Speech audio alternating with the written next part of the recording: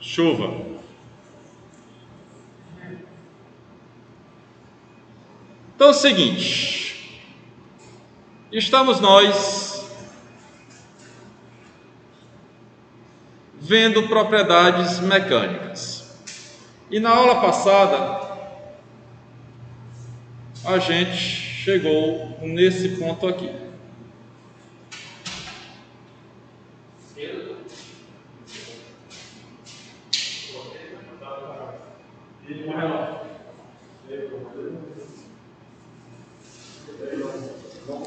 A gente parou nesse gráfico aí, onde nós temos dois pontos específicos, tá? Cadê o lápis? Cadê o lápis? Cadê o lápis? Pronto, já aparece aqui. Objetivo, não fazer vocês dormirem. Então é o seguinte, nesse caso aqui, nós temos esse ponto P, e aqui nós vamos ter esse ponto aqui, e há mais ou menos a média aqui embaixo, tá? Então, esses pontos aqui, nós vamos chamar de limite de escoamento. Então, o que foi que eu falei na aula passada? Esse limite de escoamento que a gente está vendo aqui, vai ser o ponto onde as discordâncias vão começar a se movimentar. E o que é que acontece com o movimento dessas discordâncias? Acontece a deformação plástica. Então, para a gente deformar plasticamente o metal, o que é que deve acontecer? Tenham que aplicar uma tensão maior do que o limite de escoamento. Se a tensão aplicada for menor do que o limite de escoamento, então o que é que vai acontecer? Nós vamos ficar dentro.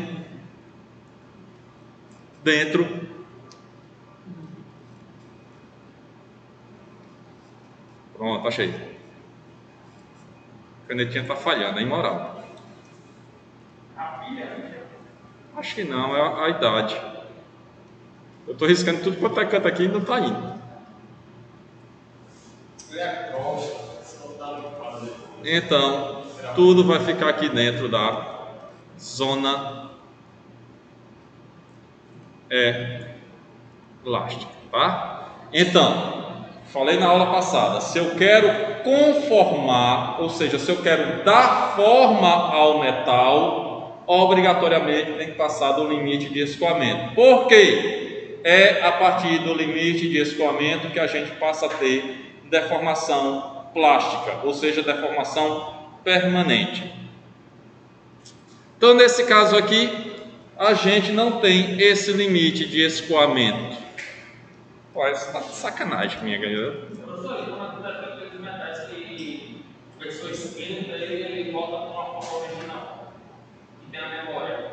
Aí já entra num caso que basicamente aqui a gente está falando de metais cristalinos, tá? Então, normalmente metais que tem memória de forma são metais amorfos, tá? Que aí já desvia um pouco da questão dessa parte aqui de cristalinidade, tá? Mas aí você tem uma série de pesquisas de metais que você, por exemplo, faz uma bolinha e sob certas circunstâncias ele se transforma numa folha, tá? Então tem uma série de estudos nesse sentido aí.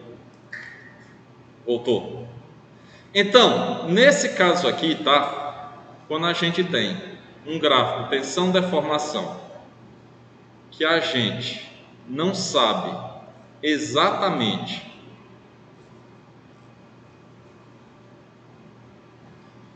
onde é esse limite de escoamento, porque nesse gráfico de cá, eu consigo identificar exatamente onde é o limite de escoamento. Nesse daqui, não. Então existe uma técnica gráfica utilizada para se medir esse limite de escoamento. E qual é essa técnica gráfica utilizada, tá? Então a gente vai marcar no gráfico tensão versus deformação, uma deformação de 0,002. A partir daí, a gente traça uma reta paralela à zona elástica e encontra o limite de escoamento, tá bom? Quando esse limite de escoamento não é definido. Nesse outro gráfico aqui, a gente já encontra o limite de escoamento dado, bastando olhar para o gráfico. Aqui nós temos um gráfico padrão característico de um material metálico. Então, o que é que está acontecendo aqui? O que é que nós temos nessa primeira etapa, nessa região aqui? Cadê o mouse? Nessa região aqui, o que é que nós temos? Aqui, ó. Que região é essa daqui? Todo mundo em uníssono. Zona elástica. O que significa dizer aqui? Se eu aplico um esforço ao metal, o que é que vai acontecer? Ele vai deformar um pouquinho. Se eu tiro o esforço, ele volta ao tamanho original. Por que isso acontece? Os materiais são formados por átomos. Então esses átomos têm ligação. Então, se essa ligação for puxada um pouquinho, o que é que vai acontecer? Existe a força, faz ele voltar ao tamanho original. Então, enquanto não se rompe essa ligação entre um átomo e outro, a deformação passa a ser elástica. Veja o desenhozinho do corpinho de prova. Cadê? Vamos ampliar esse negócio aqui. Calma, calma, calma. Deixa eu tirar aqui e vir para cá.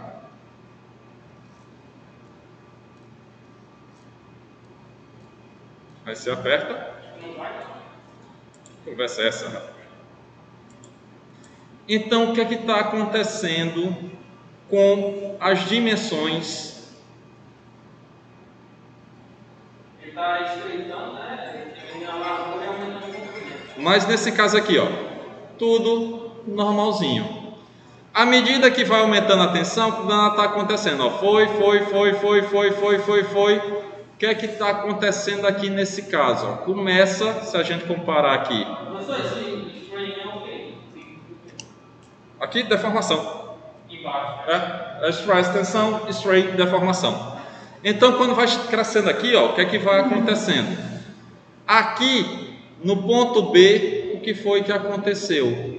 Já aumentou o comprimento e a partir daqui, ó, partiu desse pontinho aqui, que a tensão máxima suportada pelo material começa a haver a estricção, ou seja, o corpinho de prova começa a ter um empescoçamento. Então ele começa a diminuir a área da seção transversal e a partir daí a tensão começa a cair. Faço duas perguntas para vocês. É bom. É uma técnica desenvolvida durante anos e anos. Está segurando a parede, agora está caindo. Não, sério, tem até um colega meu que sabe esse tamborete do laboratório? Ele conseguiu dormir sentado no daqui, né? É um ninja. O cara era expert em dormir. O cara sentado no negócio, teve uma vez que ele cochilou no ônibus e fechou aquilo nessa posição. Passou. Não, porque a gente acordou. Mas eu não gosto de gravar aula porque eu saio fugindo do assunto para contar a história maluca. Esse mesmo amigo foi para uma festa, para o aniversário de um outro amigo,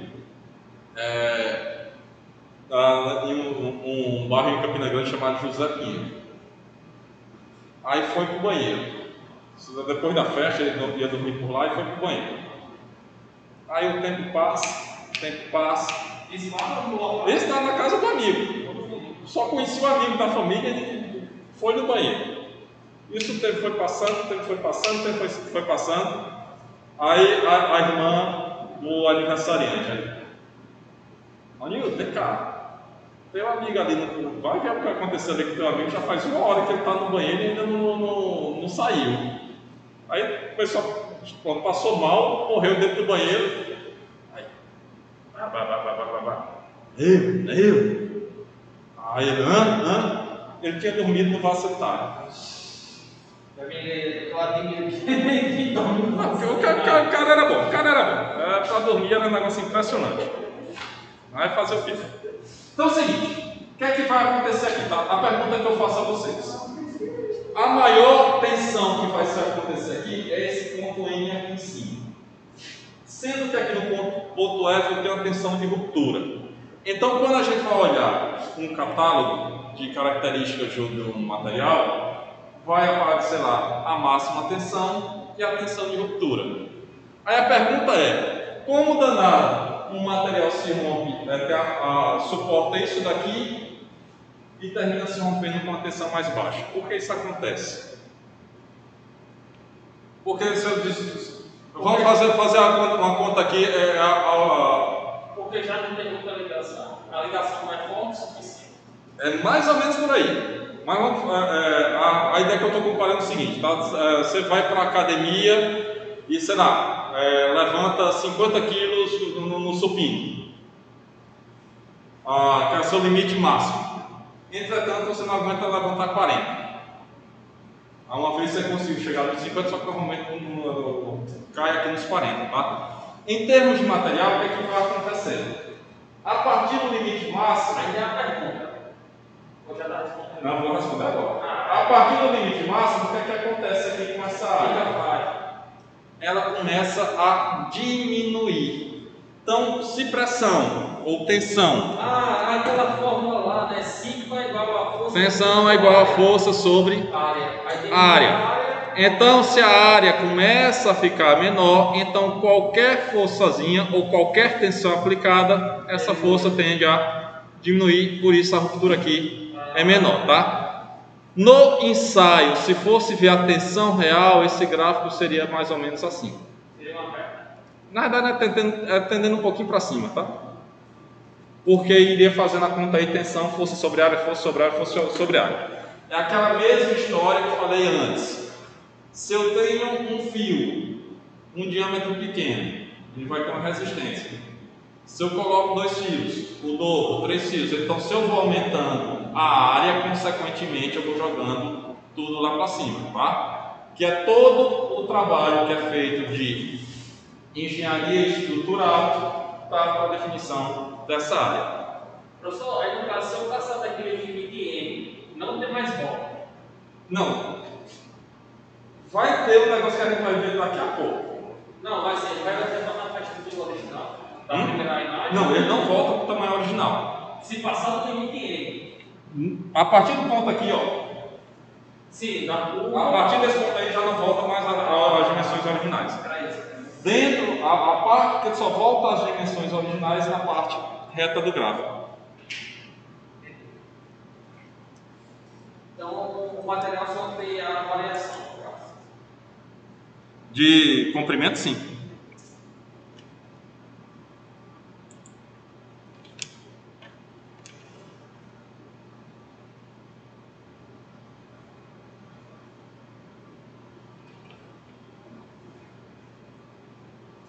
Baseado no gráfico tensão versus deformação, a gente pode introduzir um conceito chamado de ductilidade. Tá? Então, que danado é um material dúctil, que danado é um material frágil.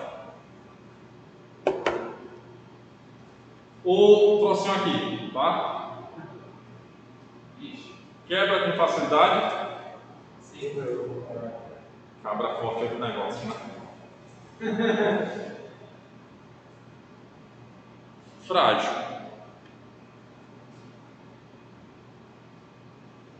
Quebra com facilidade?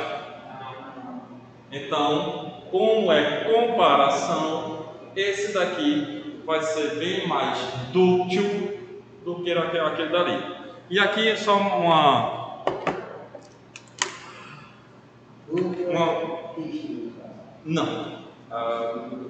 Então, Normalmente, os materiais frágeis são rígidos e os dúcteis não. Tá? Tudo vai estar relacionado aqui com a deformação. E se eu perguntar, professor, qual desses dois materiais ele resistiu maior à deformação? O dúctil. Se vocês olharem ali, ó, uma medida da ductilidade está relacionada ao comprimento final menos inicial sobre inicial, ou seja, o quanto o material se deforma. Sem se romper. Sem se romper, na verdade até a ruptura. Então nesse caso aqui é um polipropileno. A polipropileno tem uma característica que é a seguinte: se eu dobrar aqui no meio,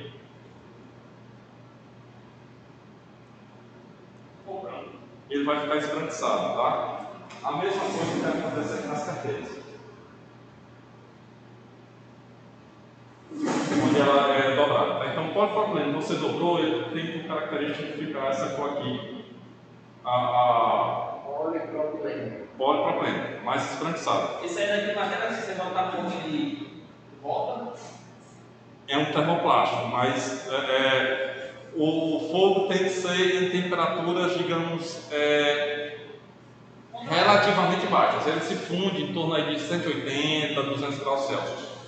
Eu vi exemplo, só aproveitando, eu vi o vídeo do cara no estado, as cadeiras tudo velhas, aparentemente desse material, aí com um maçarete bem rápido, só faz assim e o material vai recuperar a cor e tipo a vitalidade, só bota só Na realidade, ele pode derreter um pouquinho, agora. Não, ele só bota de longe, sabe? Um maçarete assim, aí você vê que ele vai ganhando de cor. Ele derrete em torno de 180 a 200 graus Celsius, mas se você tocar fogo, por exemplo, você pegar um palito de fósforo,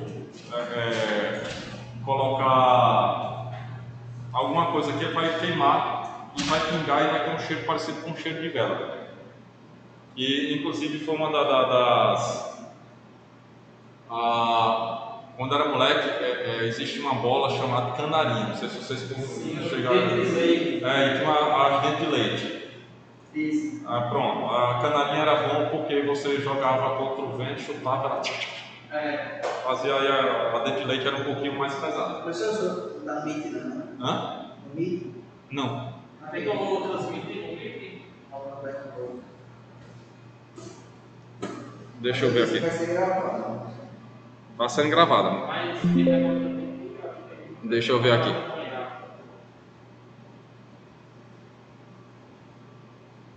Então é o seguinte.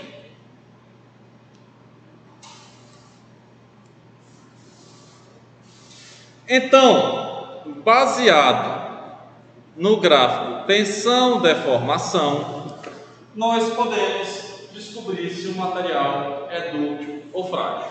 Então, do ensaio de tração, a gente vai ter módulo de elasticidade, limite de escoamento, tensão máxima, tensão de ruptura e ainda podemos ter uma medida indireta da ductilidade do material. Lembrando que ductilidade é uma medida comparativa, tá? Então, tal coisa é mais dúctil do que outra coisa, tá? Não um valor absoluto nele mesmo.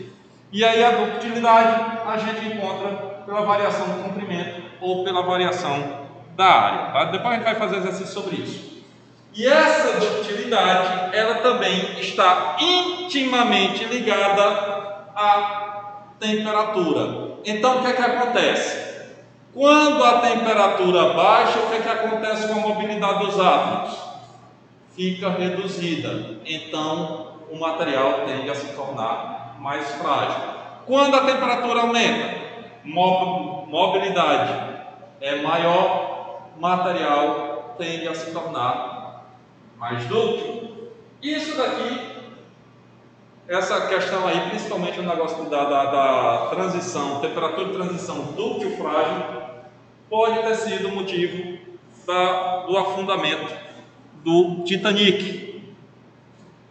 Vamos só dar um zoom maior aqui. Então, se ele não tivesse batido no iceberg, ele iria segurar bem? Se não tivesse batido no iceberg, provavelmente teria aguentado. Por quê? Basicamente, qual foi a ideia do Titanic? Foi construído com o melhor aço que existia na época. Só que o melhor... Hã? O motor das serviços que presta. O negócio é o seguinte. Você tem a temperatura aqui, ó, você tem variação, tem o mesmo material. Tá? Então ali menos 200 graus, menos 100 e 25 graus.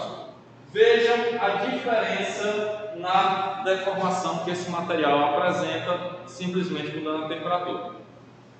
A gente vai ver mais na frente, daqui a umas 2 ou 3 aulas, que existe uma temperatura, quando for falar em sal de impacto, existe uma temperatura de transição dúctil frágil.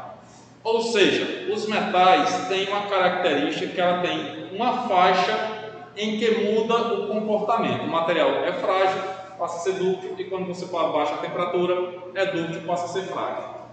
Então, na época que se fez o Titanic, não se tinha noção dessa temperatura. Então, a temperatura da água muito baixa joga a ductilidade lá para baixo. Então, um troço do tamanho do mundo, com grande massa, batendo no iceberg, muita energia envolvida, coitadinho do aço, não suportou.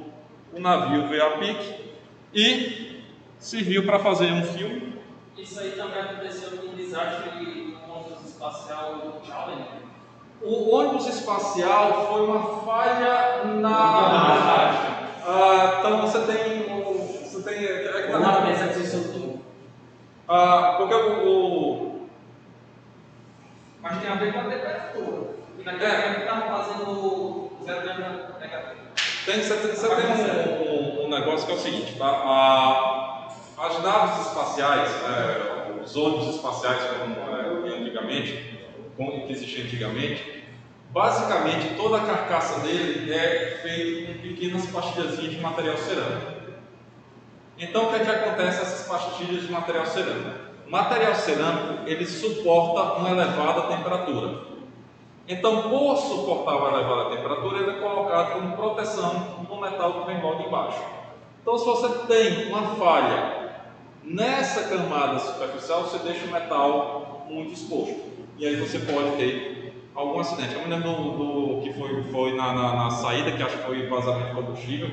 Foi uma borracha, eu vi o seguinte, foi uma borracha, né? Eu acho que latimou, devido como estava fazendo muito frio no dia do lançamento, contraiu e a parte do limiar que eles não sabiam que poderia chegar. Aí ela acabou rompendo, aí acabou outra peça também rompendo e no final acabou atingindo o combustível. Então foi colocado. Se vocês olharem todo o filme que tem, por exemplo, as mais antigas, que são cápsulas que entram, então normalmente a cápsula é em formato, parece um Erlenmeyer, você tem a parte de baixo mais larga e aqui em cima mais fininho, parece um funil de cabeça para baixo. Então, porque isso, quando eles vão entrar na Terra, aquela parte maior é onde está o escudo térmico. Então o escudo fica maior para livrar o restante do atrito na reentrada da Terra. Então aquilo dali é feito de tal forma que suporta uma temperatura muito alta por causa do atrito. Então se você tiver qualquer falhazinha ali naquela proteção, o resto tudo vai para o beleléu, esquenta muito e termina queimando. Tem outro ônibus espacial que no caso explodiu já por causa da falha da proteção térmica. Porque teve 2 casos. Teve um que foi na decolagem. Que foi e o outro foi na reentrada. Então, tudo isso. É que na verdade, quase nunca um acidente ocorre só por uma coisa que vai encadeando outra, e aí você tem uma casa. Temperatura alta e também nessa alta. Se você fizesse assim, ó, muito daquele não. Outra coisa que está outra propriedade que, digamos, a palavra muito utilizada hoje é isso daí: resiliência. Que danado vem a ser resiliência?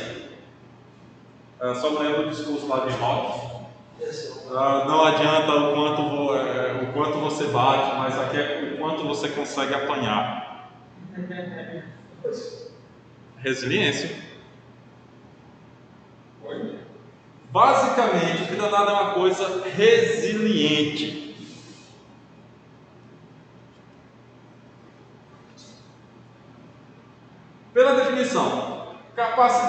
ele absorver energia quando ele é deformado elasticamente.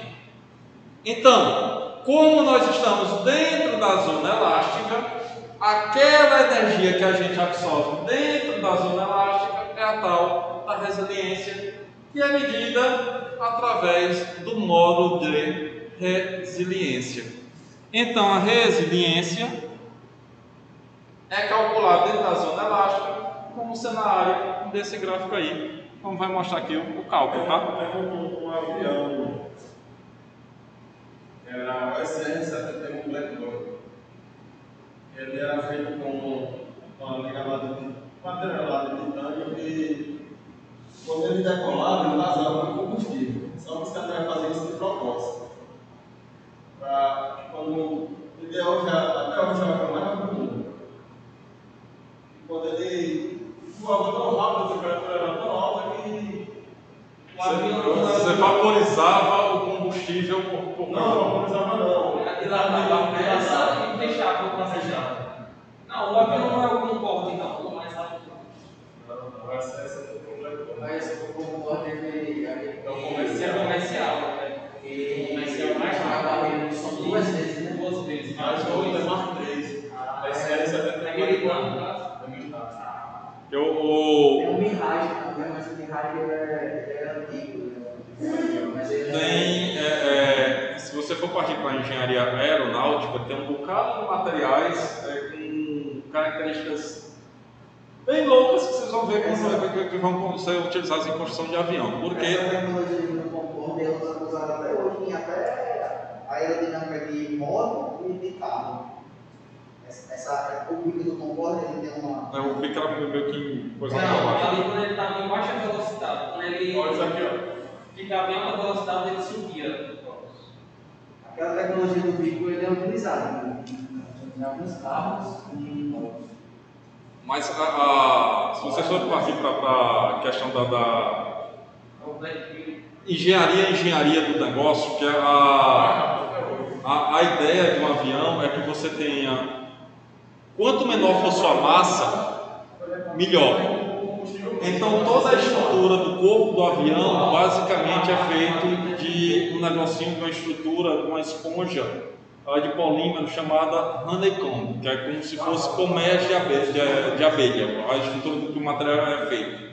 Então basicamente é uma lâmina de alumínio, essa esponja no meio e outra lâmina de alumínio que é para deixar o material tudo muito mais leve. Então Professor, o engenheiro de material ele pode atuar nessa indústria aeronáutica aí? pode sem problema nenhum. Tá? O negócio é ter indústria para você trabalhar, que aí o mercado é muito pequenininho. Tá? Então, por exemplo, no Brasil você tem a Embraer que domina o mercado desse negócio. Tem uns 2 ou 3 colegas aqui que estudaram comigo que trabalham hoje na Embraer. Aí, como é muito grande o negócio, não necessariamente se trabalha nessa parte. Acho que o trabalho deles acho que vão chegar nessa parte de projeto do material, assim, não, em outros setores. Mas você tem como entrar sem problema nenhum. Agora a concorrência é grande. Então a essência da engenharia de materiais está em coisas como, por exemplo, avião, tá? Que você tem a alta performance do material sempre aliado a um baixo peso. Tá? Então, um material extremamente leve, mas muito resistente. Que aí é o que você ganha. Tá? Então, por exemplo, você pegar um automóvel. Se você comparar os carros da década de 70, por exemplo, tinha um carro chamado Rural. Primeiro off-road brasileiro. Pois é, aí o que é que acontece? Se você pegar uma Rural, você chegar com raiva, meter um chute na Rural, muito provavelmente você vai ficar sem pé. Porque a chapa utilizada é muito espessa, que cai naquele negócio lá. Se eu quero garantir resistência, boto um negócio espesso que vai me dar resistência. Vai ficar leve? Não, mas a resistência vai dar. A bateria tem 20 outros carros. Pois é. Aí se você chegar do mesmo jeito, pegar um carro popular entre aspas, tá? Que nada que por 60 mil reais é popular. Se você pegar um carro de entrada de qualquer montador e chegar e der o mesmo chute que você daria numa rural, muito provavelmente seu pé deve entrar dentro do carro. Por quê? A espessura da chapa de aço reduz comparado com o rural, é muito mais reduzida e boa parte da estrutura do carro é feita de material plástico. O volume de material utilizado no carro, a grande maioria é plástico. Obviamente que nos carros mais caros você vai diminuindo essa quantidade de plástico com um acabamento melhor. Isso é proposital na situação de hoje em dia as indústrias automobilísticas eles estão trocando material deixando mais leve, né? Tipo de fibra, né? Essas coisas. Aí isso é proposital para melhorar o rendimento que já vem degradando também. Não, imagine o seguinte, tá? O motor que você utilizava para fazer a rural se mover tinha que ser muito potente porque você tinha uma massa muito grande para. Compara hoje em dia o Opala 4 cilindros, 6 cilindros com um carro 1.0, 3 cilindros, que tem a mesma potência praticamente. O negócio de potência é o quanto você consegue chegar numa velocidade máxima em menos tempo. Então, se você coloca algo muito mais leve, você consegue fazer isso com um motor menor. Então a ideia é você sair reduzindo massa para diminuir o motor. Mas o motor vai diminuindo o valor? Não necessariamente, não é porque a empresa tem que lucrar. Mas o que é que acontece? Se você bota um motor menor, você tem um consumo de combustível também menor. Tá? Então você pega o caso do Opala, que numa acelerada vai embora 5 litros. E o carro nem saiu do lugar. Tá? Então o motor fica menor. Aí você tem todas as outras tecnologias, aí você tem motor aspirado, turbo, esse negócio todo. Então você consegue, com tecnologia, fazer com que aquele negócio fique muito mais eficiente. Lembrando que motor a combustão é uma tecnologia do século XVIII.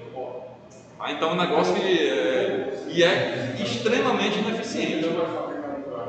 Então o que é que está acontecendo agora com as indústrias automobilísticas? Primeiro, ela está deixando de lado, como o carro mais barato não dá tanto lucro, elas estão deixando um pouco de lado os carros populares para investir nos carros mais luxuosos, que o lucro é maior. E o próximo passo é a inversão da matriz energética, que aí mais cedo ou mais tarde a gente deve entrar na questão dos carros elétricos. E aí, entrando em carros com motores elétricos, o impacto na engenharia mecânica vai ser gigantesco. Por quê? Se você pegar todas as pecinhas que tem no motor a combustão, isso tem uma escala de produção. Então, você tem um cara que fabrica a biela, você tem um cara a empresa que fabrica o bloco, você tem... então você tem uma ruma de gente, tem uma empresa que fabrica as velas, você tem um leque gigantesco de negócio. Se você troca isso por um motor elétrico, acabou. Não tem mais, você não vai precisar mais de câmbio. Mas a economia dessa indústria, essa indústria aí, ela vai se acabar. Então não é interessante para essa indústria. Não, aí tá o negócio. Você vai ter que fazer um negócio. Imagine eu de forma gradual, porque hoje em dia se você quiser comprar um carro elétrico no Brasil, custa o preço de uma casa. E casa boa. Eu vi que aquele tem um da Tesla, né? Que é um projeto da Tesla. Ele é 500 mil e entre aspas é um carro popular. Não, mas a Renault lançou aqui no Brasil a chamada Zoe, que bate 200 e poucos mil. Então, aí você tem o Fusion, que acho da Ford, que já entra na tecnologia híbrida. Híbrido ou ele é híbrido? Que talvez para a gente seja... talvez para a gente seja a tecnologia que mais se adequa. Porque se você faz um carro que é 100% elétrico, ele tem uma determinada autonomia. Então, para longas viagens, como o país é muito grande, 300 quilômetros, né? como o país é muito grande, você teria que ter uma rede de abastecimento de eletricidade muito bem distribuída. Aqui aqui no Rio Grande do Norte parece muito Acho que o Tesla, acho que em 40 minutos consegue 80% da carga da bateria. Aqui no Rio Grande do Norte só tem 3 postos que tem disponibilidade para carregar. E em 2 sem Natal. Não é parece que é Mossoró. Aí o negócio aqui basicamente todos os outros países estão dando subsídio para você comprar um carro elétrico. Então você troca o seu carro e o governo paga um pedaço eu não sei se... O governo já é vantagem, né? Para o governo é vantagem. Na realidade é o seguinte, é que a preocupação ecológica dos países desenvolvidos é bem maior do que nossa preocupação ecológica. Então você tem um apelo muito maior por esse negócio. Claro, você que na Espanha e na França tem cidades que 100% da cidade você não pode rodar com veículos a diesel. A gente aqui no Brasil, a gente é acostumado a diesel, o que é? A SUV, caminhão grande. Não, é um motor pequeno. Era diesel. Então, isso não está cobrando lá. A casa de praia. Tem um carro também que é 14 lá. Você é obrigado a trocar o carro. Porque não estava na especificação, acho que é Euro 5, né? Agora. Em suma, a exigência lá é muito grande. O Japão já está com a frota quase toda também elétrica. Então, mais cedo ou mais tarde, a gente vai ter que entrar lá na onda também. Você fabricando fazer um motor tão bom que agora está fabricando um correio, porque você não tem que mudar. Só você declara de emissão. Se não me engano, isso aí foi onde da década de 70. Ou então uma parte da década de 70, porque os carros no Brasil lá diesel foram proibidos, os carros de entrada, até eu acho que até 1.8, por causa da escassez da crise do petróleo de 70. Na crise do petróleo, os limites de velocidade que a gente tem hoje foi por causa da crise do petróleo. Por isso que colocou tem limite de velocidade, porque se você anda com velocidade mais baixa, você termina economizando combustível. Então, que é um negócio que fica para inglês ver, ou eventualmente para você ser multado. Que a rodovia aqui, que é quase todo 80 km por hora, duvido que alguém consiga andar 80 sem ser ultrapassado por Deus e o mundo. Eu acho que 140 era rodada de boa ainda. Rodovia, né? Aí basicamente chegou aí na crise do petróleo da década de 70, aí foi colocado o limite de velocidade em estradas e foi criado para o álcool, que era para não ficar dependente do petróleo. Aí o álcool tem uma grande vantagem do ponto de vista ecológico.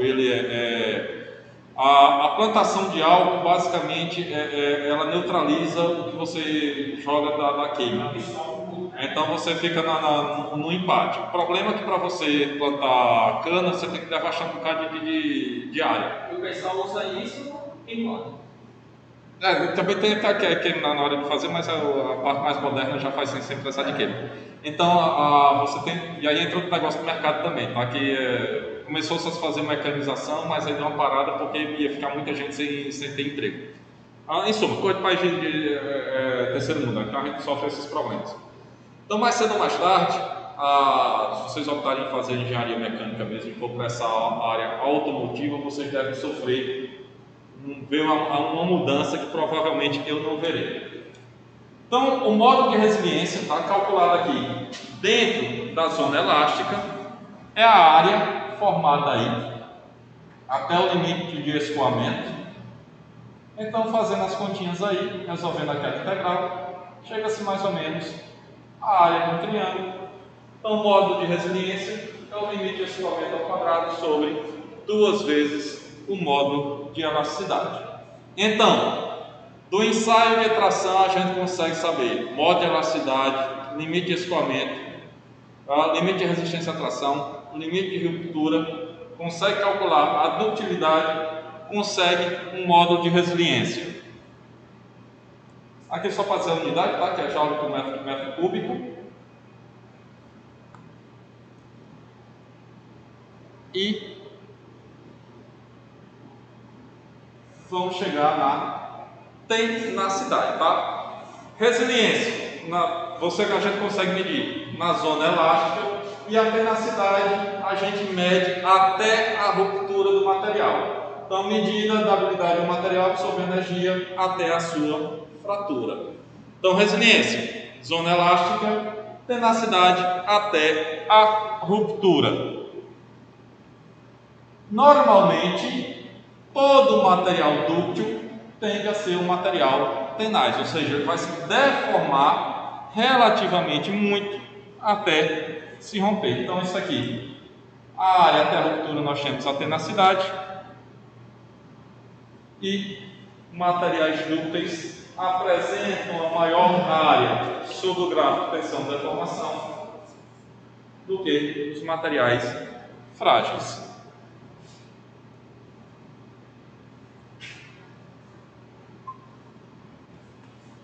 Vindo daquela tua pergunta, basicamente o que danado vai acontecer se a gente começar a deformar o material, tá?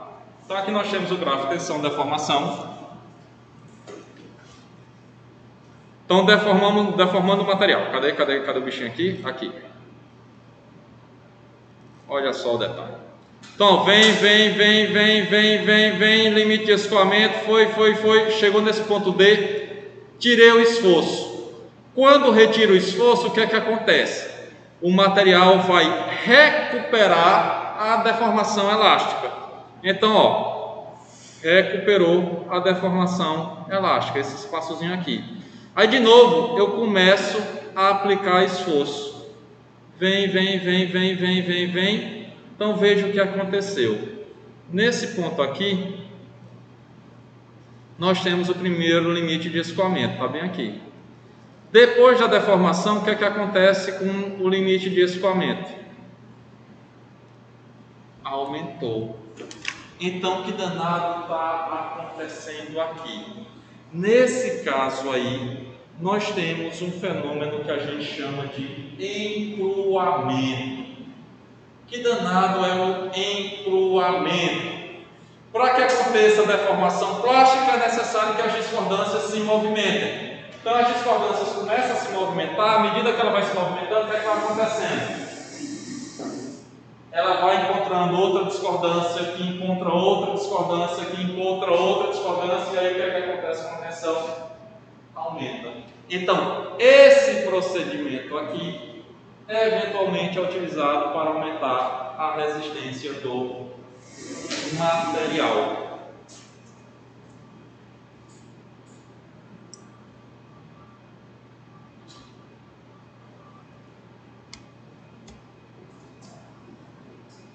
Tudo isso feito com esse testezinho aqui, tá?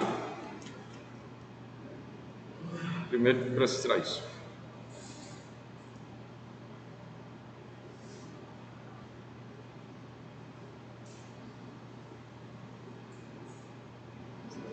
Deixa eu ver se aumenta o volume. The tensile test. First test, material with yield point phenomenon. In the first test, Então é o seguinte. the flame carbon steel.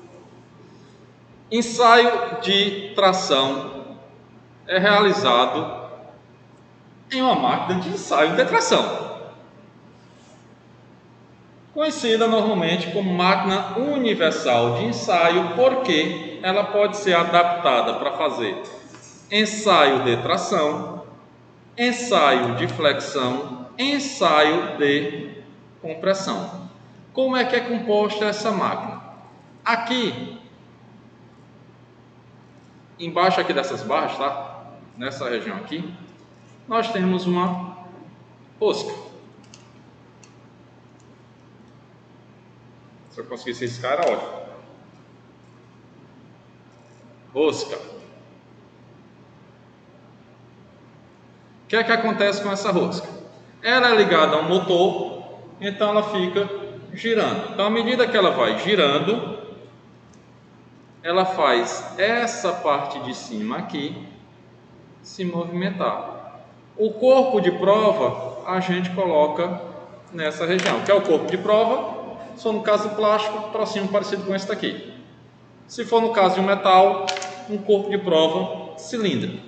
Então, à medida que esse troço aqui vai subindo, vai sendo aplicada uma força. Nós medimos a área inicial do corpo de prova. Então, se a gente tem a força, tem a área, nós temos a tensão. Ao mesmo tempo, é medido a deformação. Então, consigo medir tensão e deformação. Com dados de tensão e deformação, construo o gráfico. Com base no gráfico, retiro os dados necessários. Então, esse primeiro caso aqui, deixa eu sair para voltar a dar play.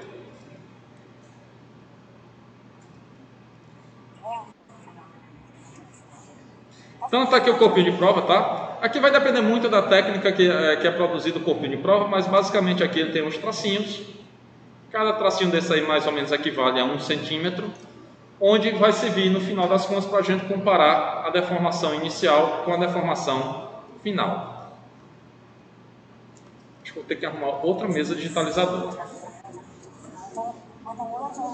Então aqui tem o diâmetro, que a partir do diâmetro nós calculamos a área, e aqui é considerado o comprimento inicial do corpinho de prova. O comprimento inicial do corpinho de prova vai servir lá para a gente calcular, por exemplo, a ductilidade e o modo de resiliência.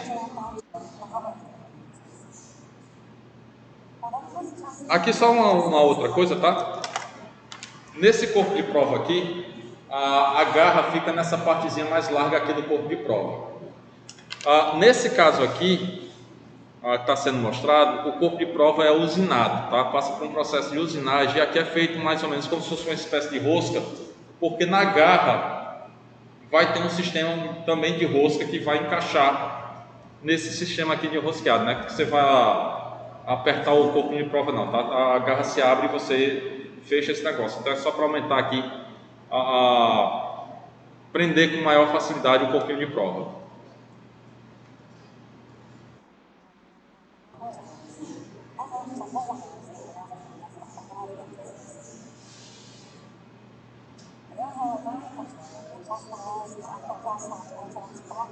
Então a máquina, ela tanto tem um controle aqui automático, como você pode fazer esse controle via computador, tá? Vai depender do modelo da máquina, tá? Então aí você vai ajustar o tamanho inicial para encaixar o corpinho de prova.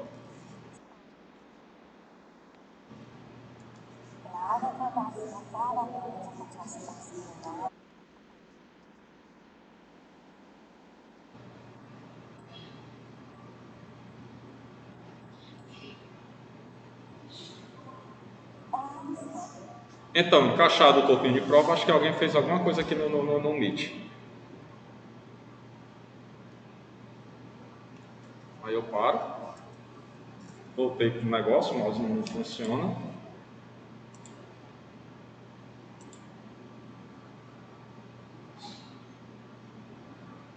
O Meet está doido. Não aparece nada.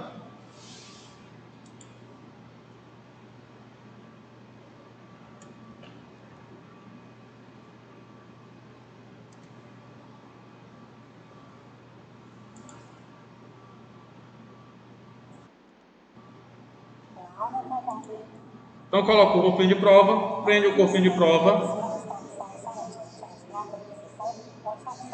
Aqui é colocado um negocinho chamado extensômetro, tá? Qual é a ideia do extensômetro? Ele vai medir o valor da deformação.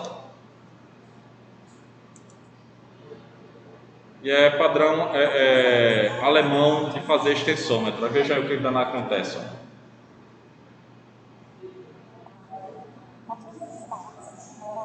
Os caras são preparados.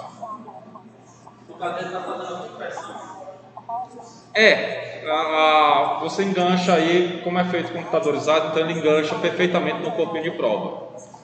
E aí, no gráfico você vai ter a deformação medida por esse extensômetro.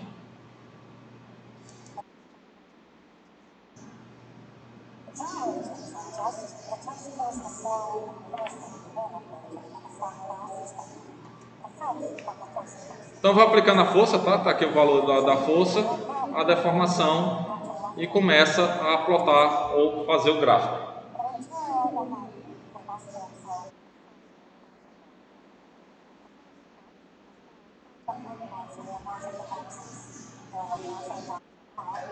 O tempo importa, professor, nesse teste? Hã? O tempo Na realidade, você escolhe a velocidade que é realizado o teste. Então, por exemplo, você tem, a depender do tipo de material, tá? Então, se você tem um material que se deforma muito plasticamente, você coloca uma velocidade maior. A velocidade, por exemplo,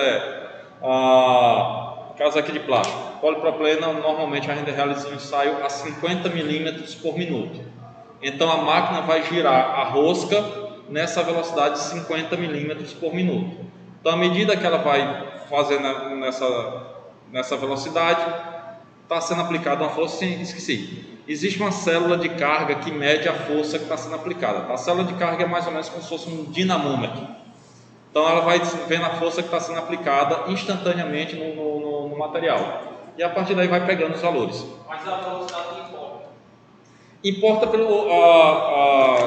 dar o seguinte exemplo. Se você pegar, por exemplo, for quebrar um cordão e você for fazendo devagarinho, muito provavelmente você não consegue romper. Agora, se você for um pouquinho mais rápido, aí você consegue romper um cordão. Então, é mais ou menos nesse sentido de você pegar... Você entender a força e a função dos braços. Não, é basicamente por causa do movimento que você faz. É a mesma coisa nas Olimpíadas, tem aquele negócio do levantamento de peso no arranque, que normalmente é muito maior do que aquele que o cara fica acelerando aqui, para conseguir levantar, tá? Então você com um esforço, sua quantidade energética é muito maior. Então você consegue, nesse caso aqui, você tem o limitante da velocidade do ensaio a depender do material. Então você tem materiais muito frágeis, por exemplo, um ferro fundido, aí a velocidade tem que ser pequena, porque se for muito rápido você não consegue pegar os dados. Mas tudo isso é normatizado.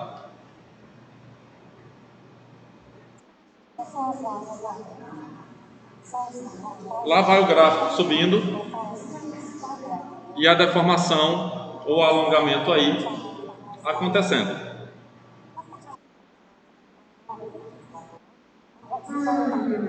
Lá vai.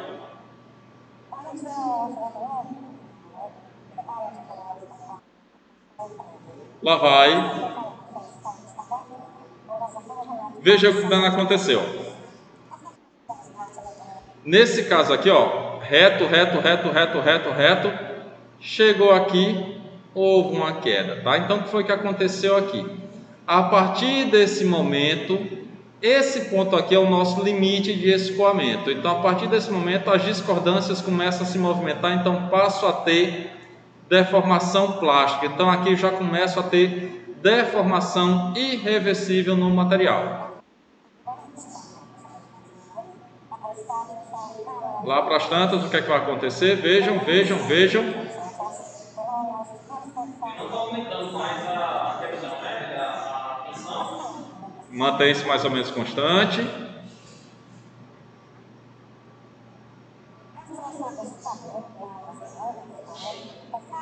E aí começa a aumentar. Vai aumentando. Vai aumentando.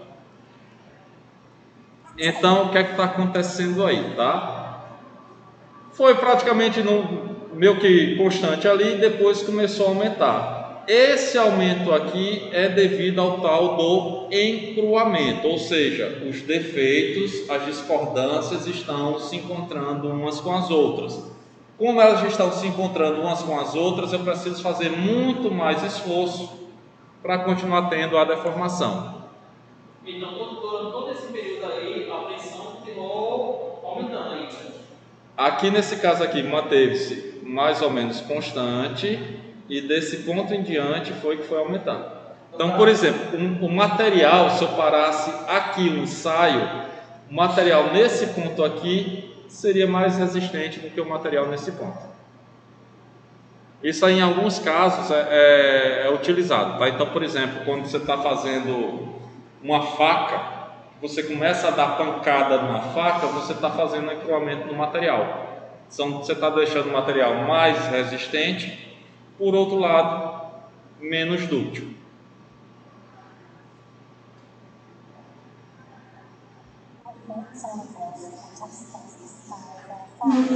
Lá vai. Olha o corpinho de prova que daqui a pouco vai começar a estriccionar, começar a diminuir. E aí o gráfico vai tender a descer. Lá vem o pescoço se formando.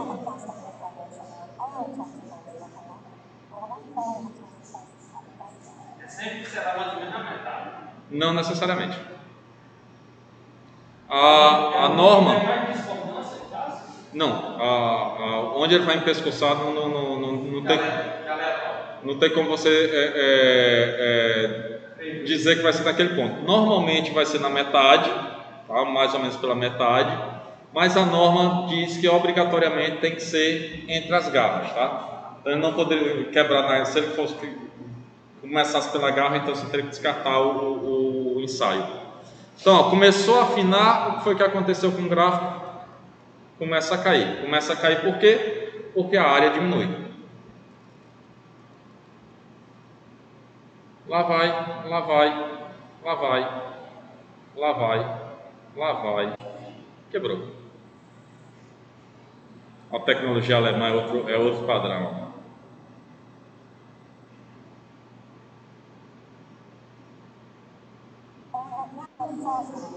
Aí tem esse gráfico. No caso aí é força, tá? Com alongamento. Isso a gente transforma para tensão sobre deformação. E aí faz todos os cálculos com tensão sobre deformação. Eu vou pular só isso aqui, que na próxima aula a gente vai fazer exercício.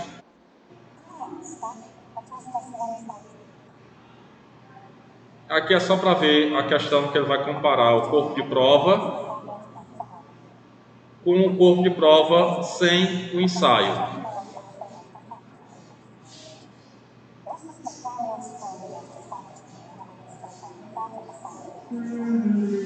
E aí a gente tem como calcular a ductilidade do material, tá? Pelo quanto ele se deformou.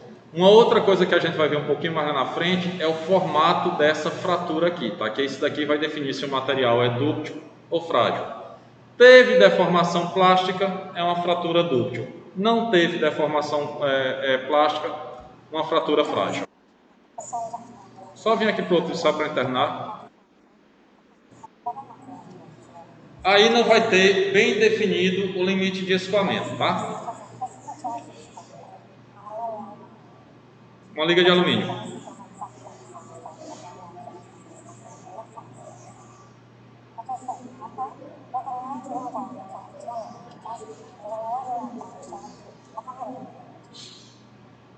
Mesma coisa, corpinho de prova, extensômetro e o gráfico.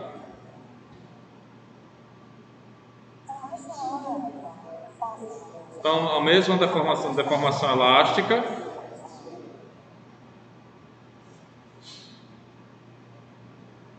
Mas é mais delicado, né? Deformação maior. Ele vai meio que fazer como se fosse uma curva. Então, você não tem o limite bem definido onde for o limite de escoamento. Mas de novo, ó, fez a curvinha aqui, o que foi que aconteceu com a tensão? Ó, começou a aumentar, encruamento, tá? Então aqui você tem as discordâncias batendo uma nas outras e aumentando a resistência.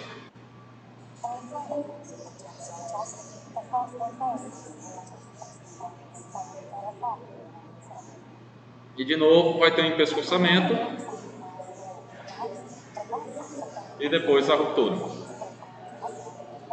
Empescoçamento surgindo aí. Lá vai, quebrou. Mas ele quebra e não comprime, não. Hã? Ele quebra do nada assim, não vai tocando, não. Depende da característica do material. Você vai ter material frágil que você não vai nem ver a deformação, ele simplesmente quebrou.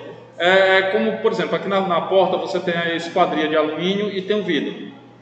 Se você for quebrar o alumínio, ele vai se deformar antes da ruptura. Se for o alumínio ou o vidro, ele não vai ter deformação nenhuma, tá? Então vai depender muito do tipo de material. Próxima aula, a gente continua vendo aqui os ensaios e começa a fazer conta, tá bom? Você o quê? Conta.